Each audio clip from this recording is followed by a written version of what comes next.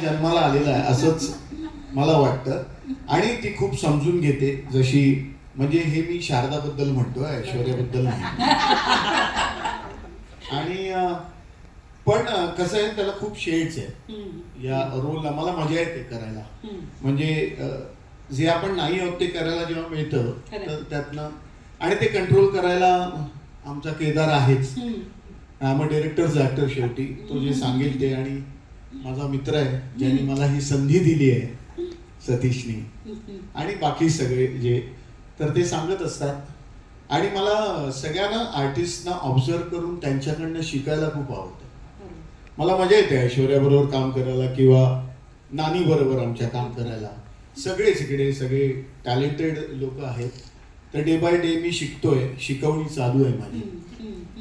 And I am enjoying the whole thing. म्हणजे नाईबाईंच्या परीक्षेत पास होणार का असं आता ते मी नाही ना ठरवू शकत. आता ते लेखक काय, ते काय ठरवतील, काय होतं ते बघूया. पण खरंच नानी इतकी खाष्ट आहे का? शीतलताई काय सांगणार? नानी खाष्ट आहे पण दुष्ट नाही.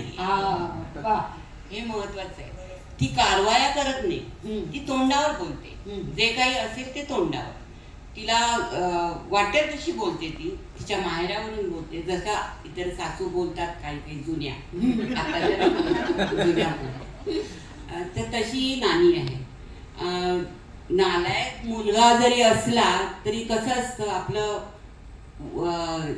वाया गेलेलं पोर असतं ना, ते आपल्याला जास्त जवळचं वाटतं, कारण त्याला सुधारायचं असतं. तसं हे आमचं लेकरू आहे.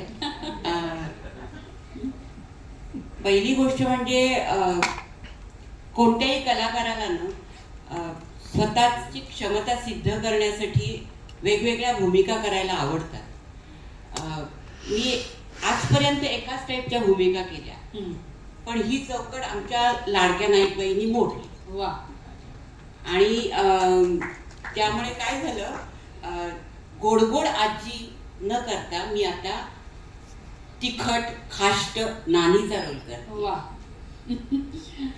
आणि त्यामुळे मला मजा येते करायला. आणि ही संधी मला सतीश सरांनी, मोनिकाजीनी, अंकिताने, या सगळ्यांनी दिली, चॅनलने दिली. त्याबद्दल मी त्यांचे आभारी आहे. आणि आमचं प्रोडक्शन हाऊस त्रिमूर्ती, आमच्या ओंकार, सुबोध आणि सुजय, यांना खात्री वाटली माझ्याबद्दल. आमचा डिरेक्टर केदार, याला सुद्धा खात्री वाटली माझ्याबद्दल. आणि त्यांनी मला ही संधी दिली. आता त्याचं सोनं करायचं किंवा त्या संधीला खरं उतरायचं, हे माझं काम आहे. त्यासाठी मी मेहनत घेते. आणि काय असतं, एखाद्या कथेमध्ये नाट्य घडवायचं असेल तर जशी प्रेमळ, छान, दयावान अशी जशी व्यक्ती लागते ना, पात्र लागतं, तसं थोडंसं दुष्ट, कारवाया करणारं असंही पात्र लागतं. म्हणजे मग नाट्य निर्माण होतं. तर मला ही जुगलबंदी करायला खूप आवडते. वा.